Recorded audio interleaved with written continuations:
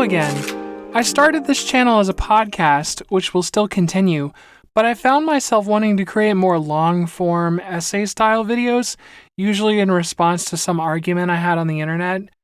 This particular issue that prompted me to make the video is one that crops up in discussions around my own city adding mass transit. This often draws the fans of a particular electric car billionaire, and these people argue that mass transit is not necessary, that it's somehow obsolete, that self-driving electric cars are going to replace the need for any sort of rail or buses or anything like that. And hopefully this video will show that that's completely false. So I hope you like it, and we'll be back to the podcast in the next episode.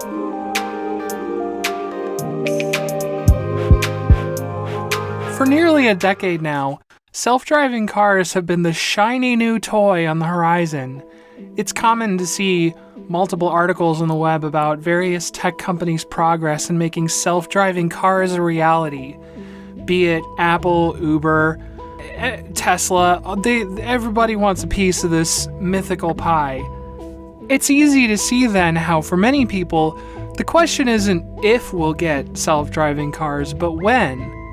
Cities are even taking notice and setting public policy around the expectation that a coordinated network of self-driving cars will arrive at some point in the future and magically solve all gridlock issues and eliminate the need for future transit investment. But the question needs to be asked, how realistic is all of this? On the surface, if you don't think too much about it, it sounds utopian. Automated electric vehicles that arrive when you call them like a taxi and drop you off where you need to go, moving perfectly synchronized with the other vehicles, and charge automatically when not in use. This concept has been featured in multiple films, like Minority Report, I, Robot. There was that weird Arnold Schwarzenegger movie where he's like a clone of himself. I think that featured it. Anyways, so what could be so bad about this, right? It's the future. It's what people have been expecting for decades. Like most things, the reality is more complex than the vision.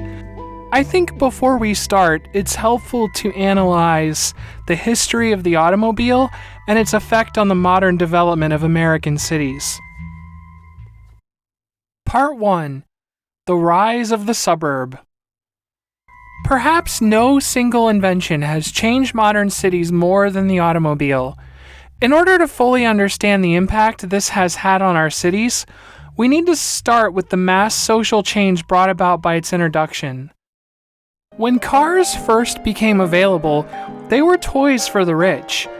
Most people in the world at the turn of the 20th century lived in relatively urban neighborhoods. This includes America. These neighborhoods were designed to be primarily traversed on foot.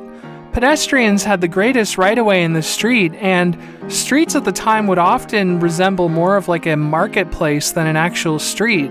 You'll have horses pulling carriages down the middle, sometimes some early automobiles, oftentimes a streetcar, and of course a lot of pedestrians. But you'll also see that the sidewalks are lined with various stalls selling produce, toys, different kinds of objects. The street was a public space where you would go to shop, socialize with neighbors. Children would frequently play in the street. It was a public space first and a road second. And the neighborhoods were far more compact than what you might see today, and convenient. Your food came from a store down the street on the main artery. Your school was within a reasonable several-block walk. Most of the things that you couldn't order through the many catalogs that were circulating at the time could be found on stores along that same main artery as the grocery store.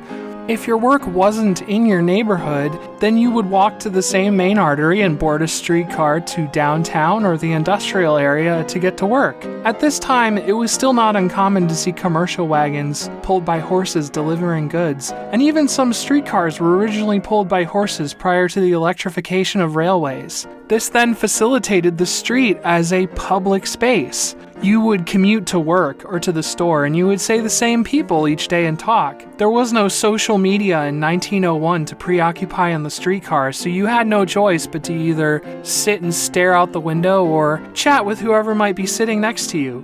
But as automobiles became more and more affordable, this in turn made the defining feature of modern America more accessible to the professional class for the first time, and then eventually to the middle-class factory worker. The suburb. Suburbs actually predate the automobile. They were originally the country retreats of the wealthy. Enabled by the development of the railroad, these idyllic country neighborhoods would become home to the lavish country mansions of business executives, politicians, celebrities, and old money dynasties. The wealthy could build sprawling estates far from the eye of passerbys and solicitors, a contrast to the urban mansions they previously inhabited. For New York, this meant moving from Manhattan mansions that could take up entire city blocks to the North Shore of Long Island. For everyone else, suburbs were limited to those which could be accessed via streetcar. These neighborhoods were closer to the city built along its periphery. While more spread out than a standard urban neighborhood, they still had some familiar features. The streetcar suburb typically featured wide parkways for main arteries, with shopping districts designed to resemble small town squares. The main arteries would also contain apartment buildings surrounded by gardens, and the houses were larger than the urban row houses, duplexes, and tightly packed detached homes of the urban neighborhoods, but were still relatively modest by modern standards. A good still existing example of a streetcar suburb would probably be Shaker Heights in Cleveland, Ohio.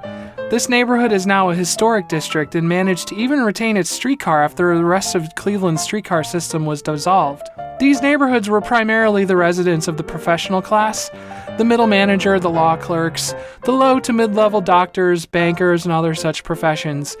In the teens and 20s, these neighborhoods would represent only a small portion of a city's housing stock.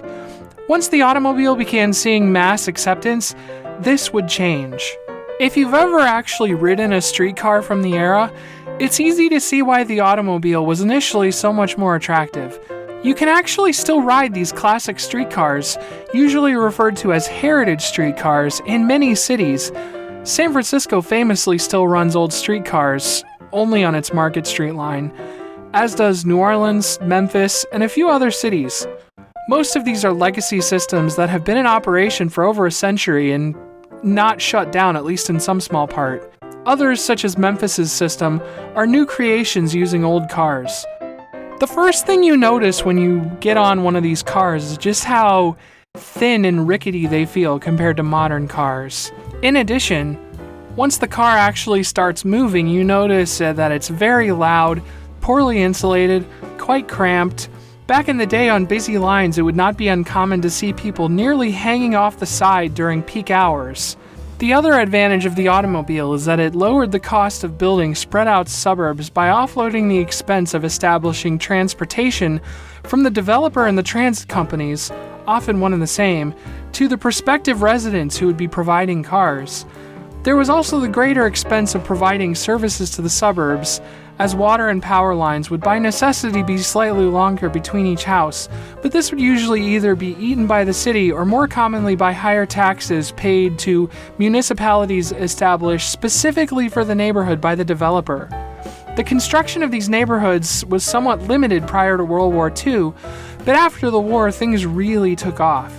The greatest generation came back from the war and needed a place to live and raise a family, so bolstered by a booming economy, from being the only nation with an industrial infrastructure left standing on the planet, large suburbs were created, such as the Levitt towns built by Levitt and Sons. They built multiple Levitt towns in multiple states, but the most famous one is the one in New York on Long Island. It's here that I should mention the way the creation of suburbs is explicitly linked to excluding minorities from these neighborhoods. Part 2. The social cost of the automobile. Levitt Town, like many of these early suburbs, had covenants in the house deeds dictating that the house could not, quote, be used or occupied by any person other than the members of the Caucasian race. Because many people of color, particularly African Americans, were economically disadvantaged due to a legacy of discrimination in nearly every part of their lives, they were less likely to be able to own cars and more likely to rely on public transportation.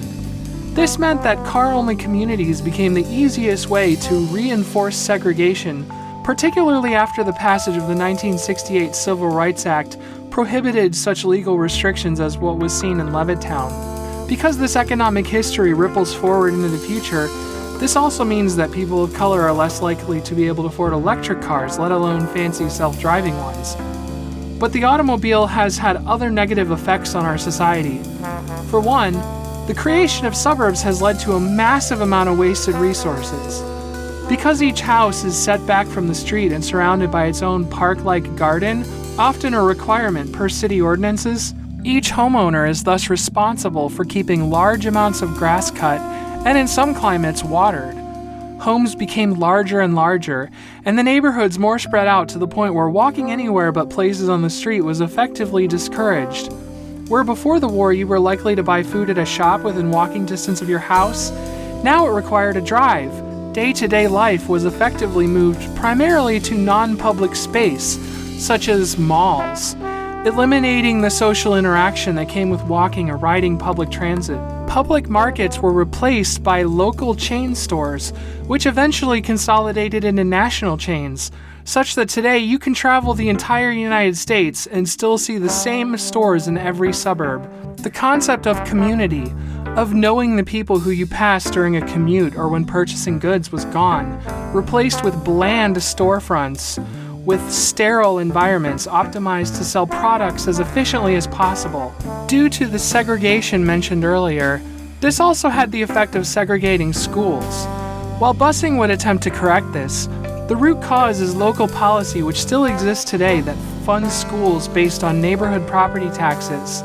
This means that kids from poorer areas are forced to either attend schools outside their neighborhood in order to get a good education, further eroding the community cohesiveness, or attend failing schools within their neighborhood, thus depriving them of a quality education.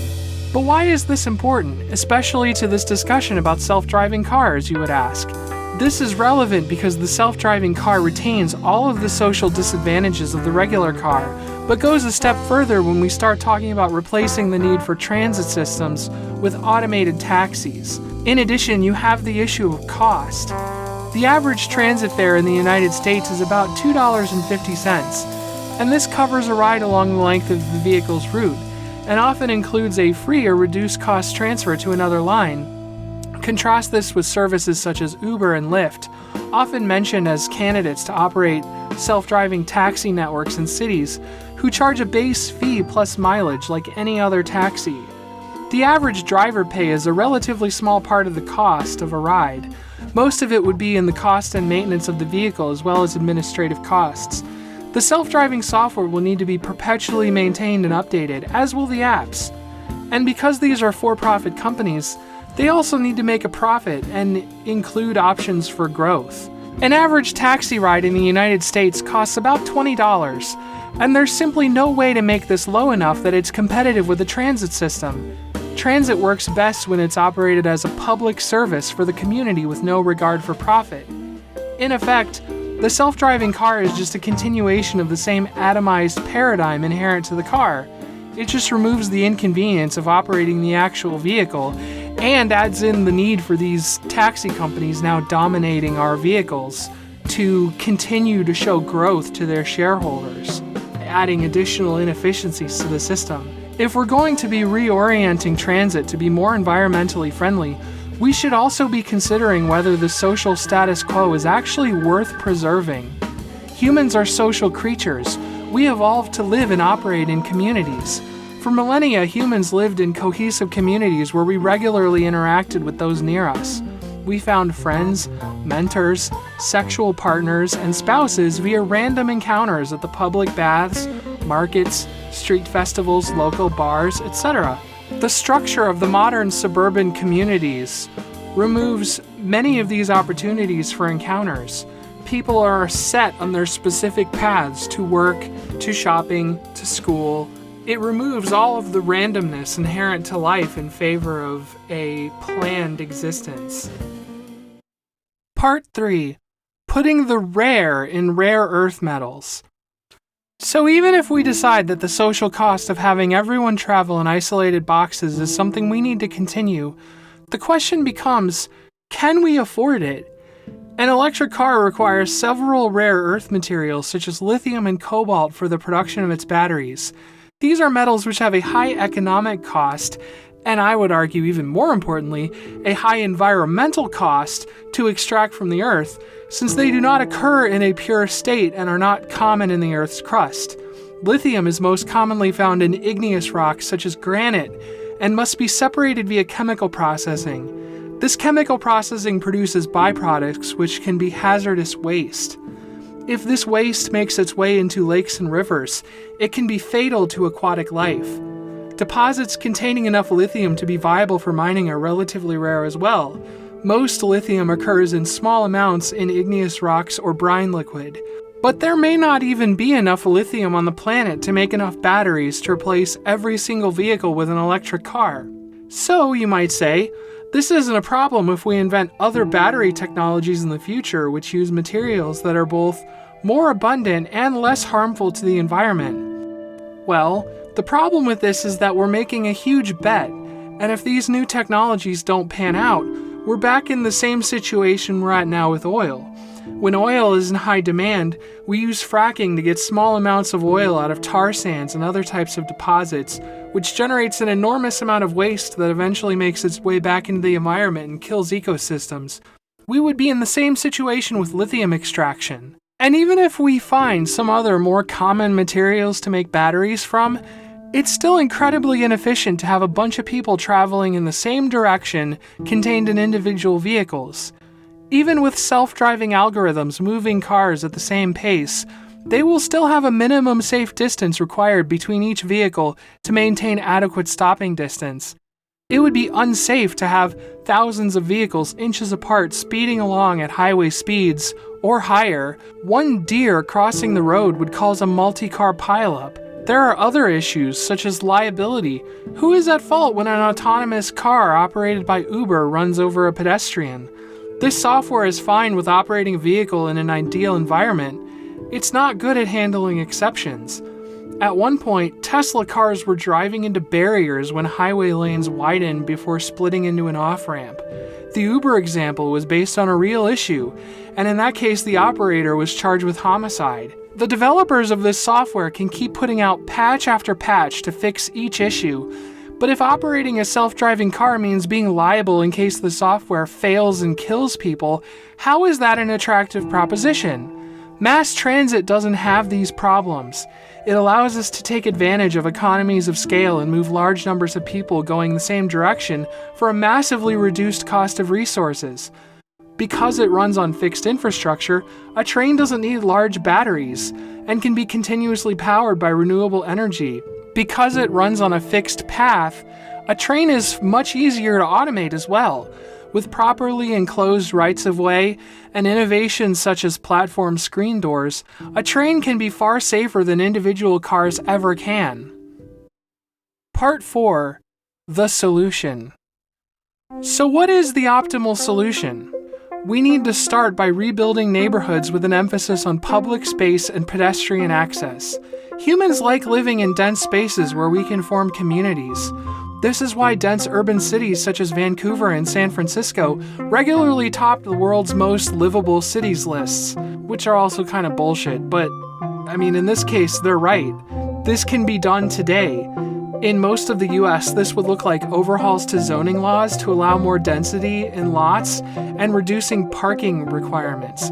Many US cities actually require retail space to have enough parking such that parking lots dwarf the actual building. We need to create public spaces where people can gather and socialize and rebuild neighborhoods with more compact, smartly designed housing that doesn't require energy-hogging climate control systems to remain livable. At the same time, we can start planning the creation of mass transit systems such as light rail and subways.